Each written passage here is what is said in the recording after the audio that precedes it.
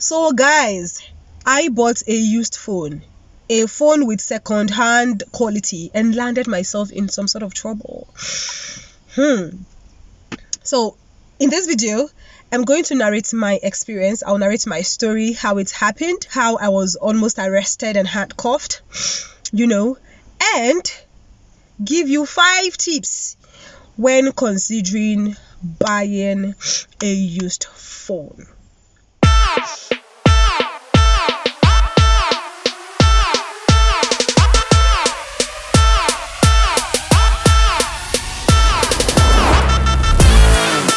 Hola people, how are you today? My name is Becca. I film from Kaduna, Nigeria. You get it. So have you ever purchased a used phone before? Refurbished, second hand, third hand, and landed in some sort of trouble? Or do you know someone who has this kind of experience? Kindly use the comment section below. I want to hear all of those stories. I want to hear them. Please tell me. In fact, please tell us. We want to know. Don't go anywhere.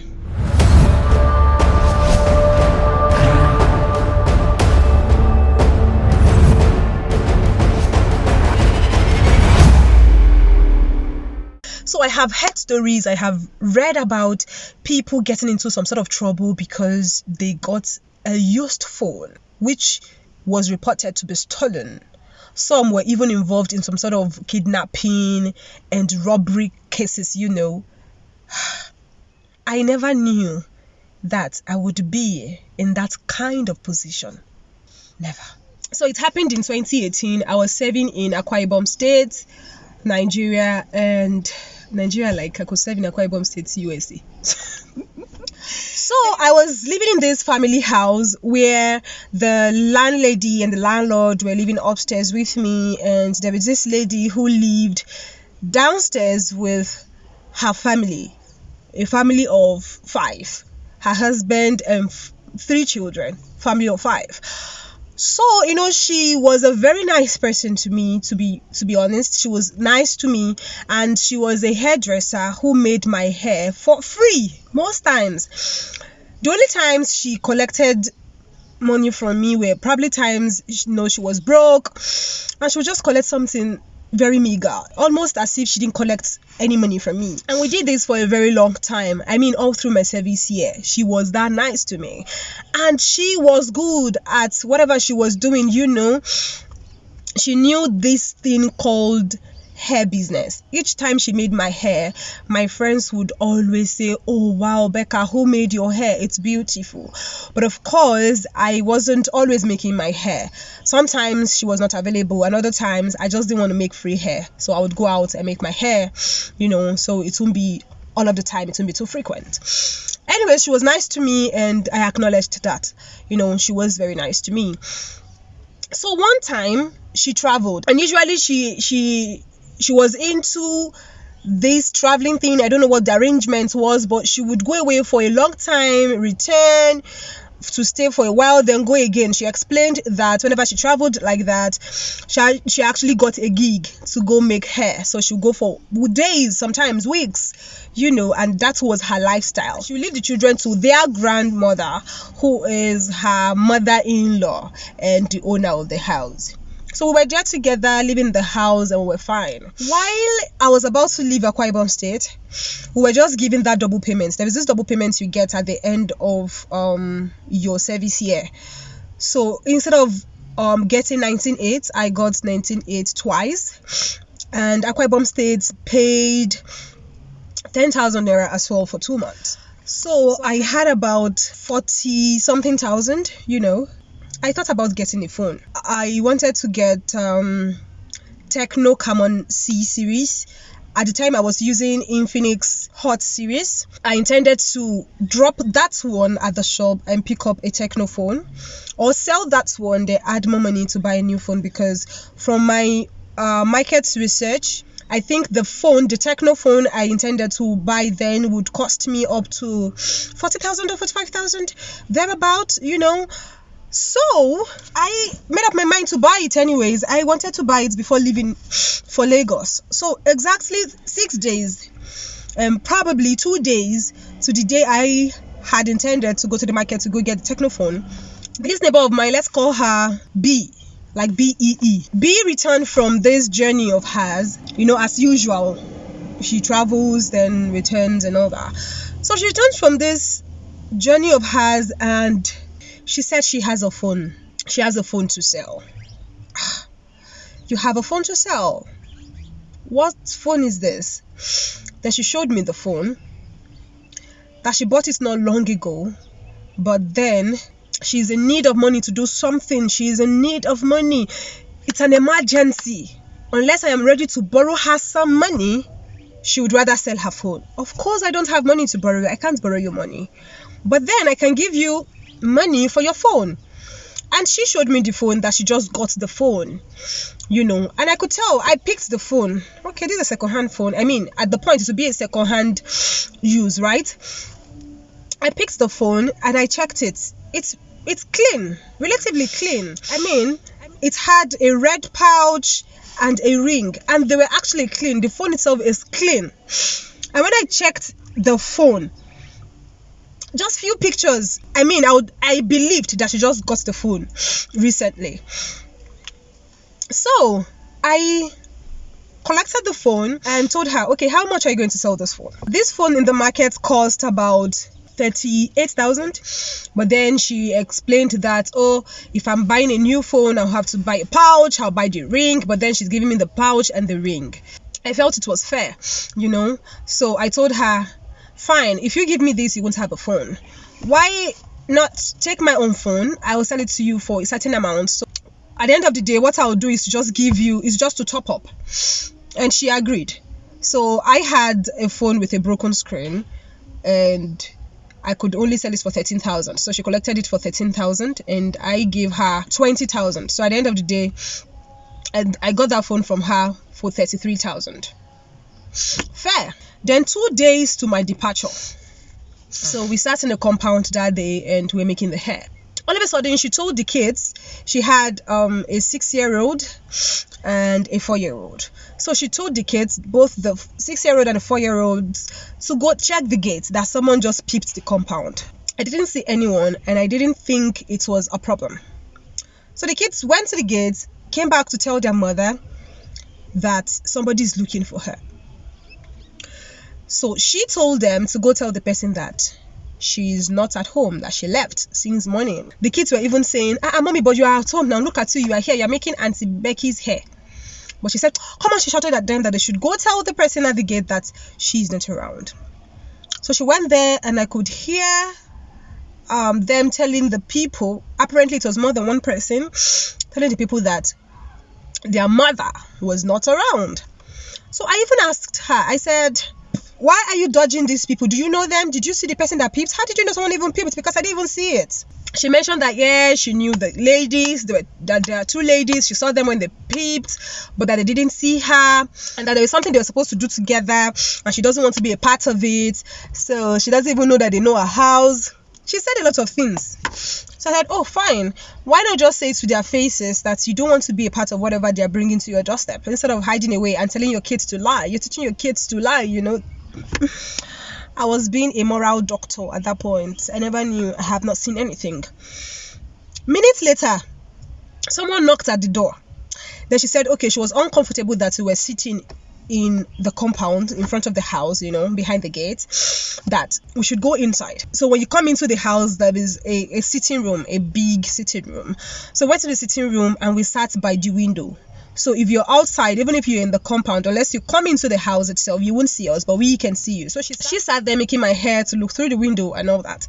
So all of a sudden, a man, I can still remember him, short, dark, a bit chubby, just opened the gate with force, full force, and ran into the compound, running straight to where we were sitting, running straight to the sitting room. Then, as if she was ready for the race, as soon as this man broke through the door and ran into the compound, aiming for the sitting room, B, this lady in question, grabbed my phone, the one I bought from her, with my old phone, the Infinix Hot, and ran upstairs. So she ran upstairs and locked the door leading to the staircase that would take you upstairs. She locked it. Lost. But as soon as she picked both phones, so I felt, what is going on here? I don't want to believe what came to my head. Like, okay, she took someone's phone or what? No, I don't want to believe this. So as soon as the man ran in, the man saw her run. But the man didn't know where she went to. So the man came in, quickly searched through the rooms downstairs, went to the kitchen, went to the backyard, didn't see nobody. He came back and tried going upstairs. Then he noticed that door has been locked. And unfortunately, there was nobody upstairs that day. Even the landlady was downstairs in the kitchen. So there was nobody upstairs. She was the only one. So the man started banging on the door. He wouldn't even say anything to anybody. While he was at that, the two ladies who peeped earlier then came in. So when they came in, they were the ones I was asking, because the man kept saying, "Where is your sister?" He was referring to B as my sister, and he was pointing at me. "Where is your sister? I'm going to handcuff you. Produce your sister. Open this door." I'm like, "Open this door." She closed it from behind. "Who are you?" Then the man introduced himself and said he was from the state CID and that he's here to arrest my sister. I said, first of all, she's now my sister. Second of all, for what? What's going on? The man was just there shouting, but then I was able to talk with the two ladies who peeped the compound earlier. They told me that B stole a customer's phone. And I said, B stole a customer's phone? I don't get it. They said, yes, she stole a customer's phone, and it's Techno Camon C series with a red pouch and a ring. They described the phone I got from B.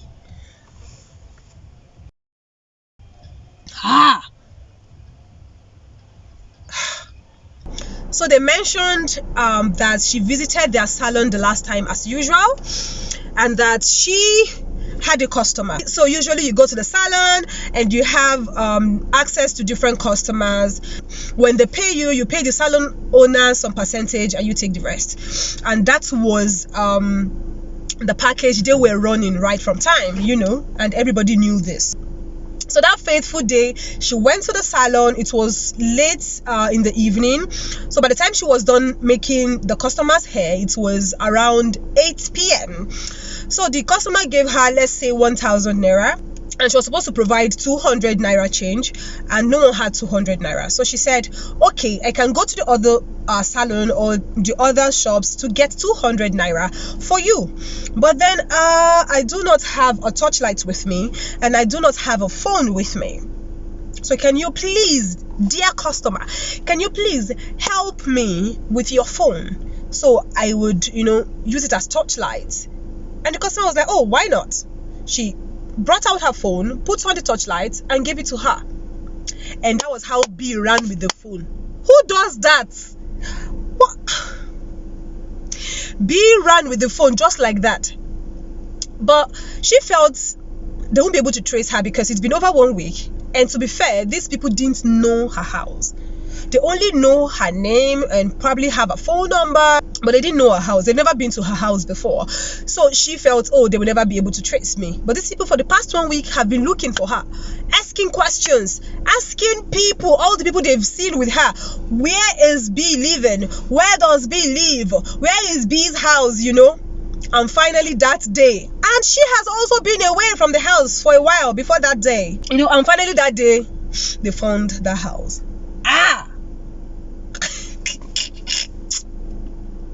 I didn't even know what to tell them. So that was around 2 p.m. in the afternoon. So grandma came out. We came out, of the building into the compound, and we were calling her. Just calm down. Let's settle this thing. Calm down. She did not calm down. 2:30 she did not calm down. 3 o'clock she did not calm down. 3:30 she did not calm down. 4 o'clock she did not calm down. 4:30 mba. 5 o'clock nah. To the point around 6 p.m. the owner of the phone a young lady, a student of University of Uyo, arrived with her parents and siblings. B locked herself up still. She did not come down. The person from the state CID office was there. These other ladies, that shared the salon with her were there. She refused to come down. Her children started crying at some point. She refused to come down. Her husband came, even used ladder. He climbed up and spoke to her through the window, and she kept saying she did not steal the phone, this is not their phone, blah blah blah. But the husband said, calm down. She refused to come down. When it was 6:30, our compound was filled with people who would never have access to our compound came into the compound. Some were even laughing and all that. I felt so terrible, and we're all out there, so out of nowhere we heard a big thud at the backyard, as if someone broke the roof. Everyone ran. We ran to the backyard. The officer ran out. They ran out to see, because it felt like she jumped. People said, oh, she's escaped, she jumped. Hey God. I was dealing with a criminal I never knew. She was a criminal. The officer ran out. They didn't see her. They checked the next compound. They said nobody jumped into the compound. Then the officer now came back to the compound and went to that backyard and just stayed there. So he saw that she broke the roof. She broke the ceiling. So it was the ceiling landing on the roof downstairs that made that sound. And she used that to sort of deceive us and send people away. Because the time the officer now went back, the officer saw that she was trying to calm down. So the officer screamed, and then she went back up again. Then the officer started screaming that he was going to arrest me because he saw us together. He would arrest me. He hasn't even heard that I got the phone from her. Was threatening us that he was going to arrest me, blah blah blah. We were there till past 7 p.m. From 2 p.m. this girl refused to open the door. So she apparently went back inside. She was communicating through the window, crying, calm down. She refused to calm down. So the CCID said, once it's 7:15, I'm going to break that door. And the door is not made of wood, it's made of iron. So for him to break the door, he will have to break the wall holding the door in place, So when it was 7:15, she didn't come out. The officer called people, to come break down the door. There are 3 sides, right? The top and the 2 sides. They had broken the top and the left hand side. It was remaining just the right hand side for them to remove the door wholly. That was when B opened the door after they had destroyed. She came down without the phones. So the officer asked her, why give us so much trouble? Why allow us to break this door before coming down? We even said we're going to arrest your sister. I was like, she is not my sister. And you still didn't come down. Your husband spoke to you. You did not come down. What is wrong with you? She was crying and all that. So the officer walked her away. They took her to the station. On their way to the station, myself and the grandma, we went upstairs and we searched for this phone. We searched for this phone. We didn't see the phones. We searched for these phones. Both phones. She hid both phones.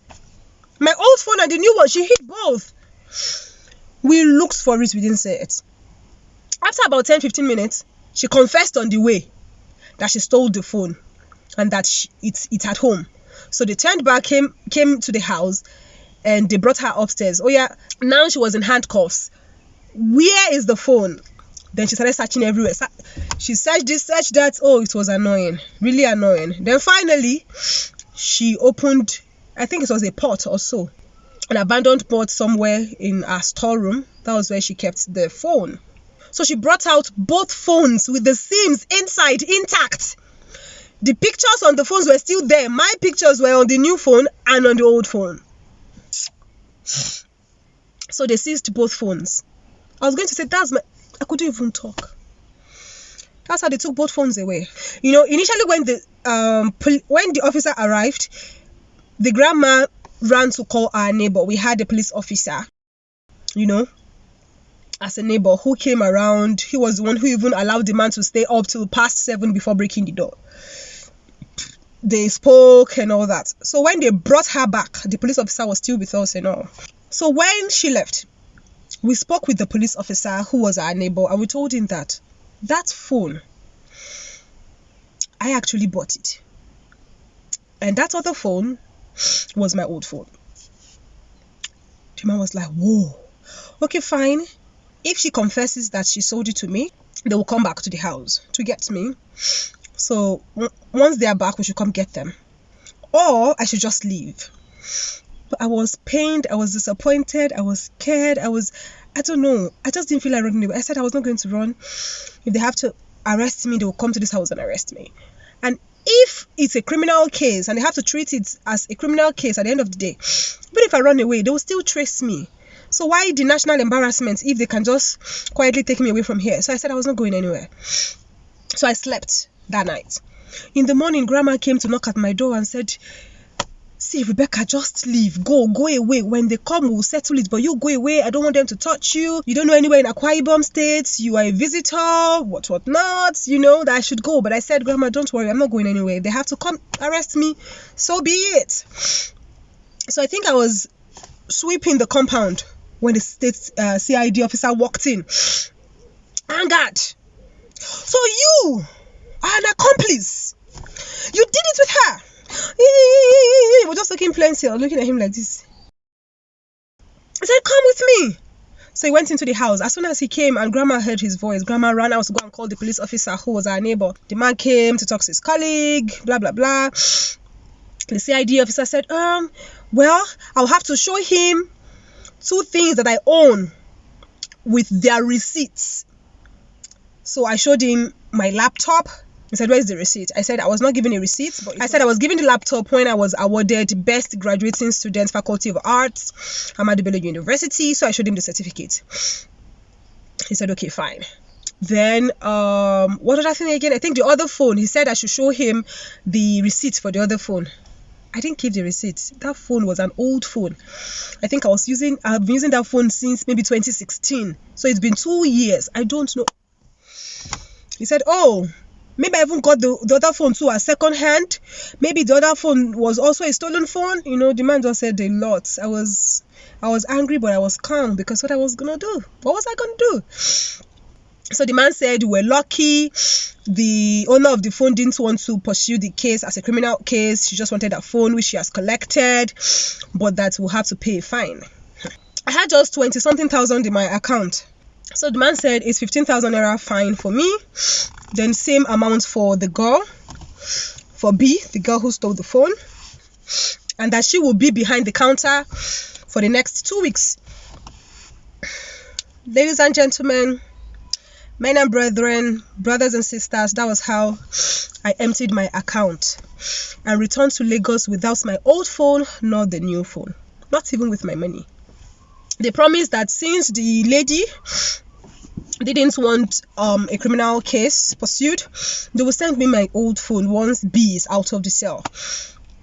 But weeks later, they didn't send it to me, even when she came out of the cell. In fact, someone even reached out to me, someone who knew me and knew B, reached out to me to say, do you know that B is now using your phone?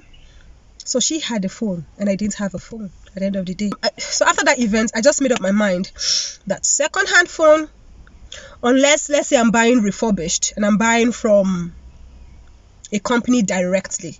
If not me and you, I am not doing. I am not lessons. Doing. So here are 5 lessons from my experience, and at the same time 5 tips that you can quickly adapt if you want to get a used phone. Number 1, if you can, avoid it. Don't buy a second-hand phone. Gather your money, buy a new phone, and that's on period. Number 2, consider whom you are buying from.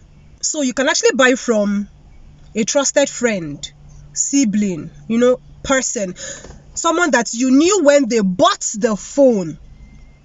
You were there when you knew when they bought the phone and when they had used the phone for over a period of time,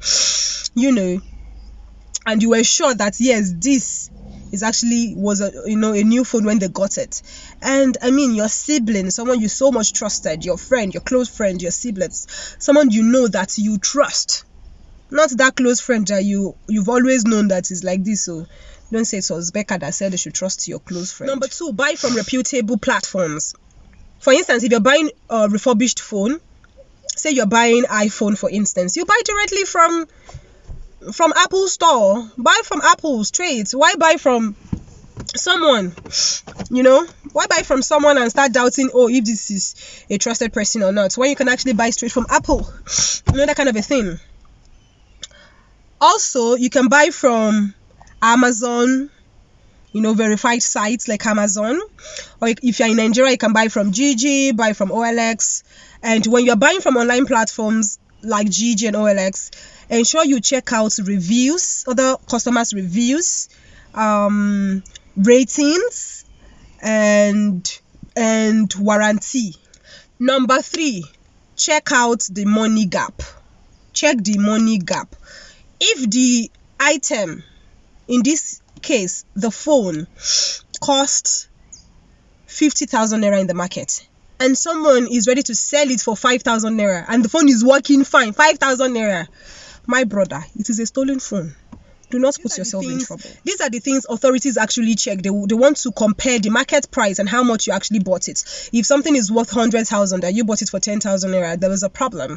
These are the things they use alongside things like where you bought it and when you bought it. Did you buy it from someone by the roadside, or did you buy it from a stranger, just a random person? They really want to know. These are the things they put together to actually judge you. Number 4, ask for receipts. The seller should be able to show proof of ownership. Yes, so ask for receipts. It's important. Also, you can check the IMEI info. This will show you some necessary information you need to know about the phone, if it is stolen or not. However, I know it's not everyone whose phone gets stolen that report, that sort of blacklist the IMEI for you to see that, it's a stolen phone. But at least that can help too. If the person has actually blacklisted that phone, you will see it via the IMEI information. To get the IMEI of that particular phone, just dial *#06#. Then you will visit imei.info. Then input your IMEI, this IMEI you just got. The IMEI info will reveal the legal information of the phone. So it will give you the right model and every. So if someone repackaged the phone and tell you, this is iPhone 13 and it is not iPhone 13, you'll be able to get the legal information via the IMEI info. And if it has been blacklisted as stolen, then you will get that information too.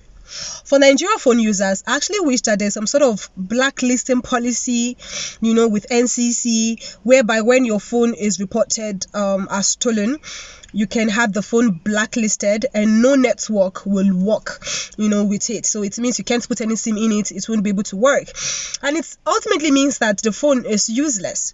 And I think this works in the UK or USA, if I'm not mistaken. At the end of the day, the stolen phone market will die a natural death. Again, if you can, just avoid buying a second-hand phone altogether. A used phone, just avoid it if you can. What do you think about this video, guys? Do let me know what you think in the comment section below. Kindly share this video so that other people can watch it. Share on WhatsApp, share on Facebook, share on Twitter, share everywhere. Thank you for watching my video always. I do love you. Till my next video, be good.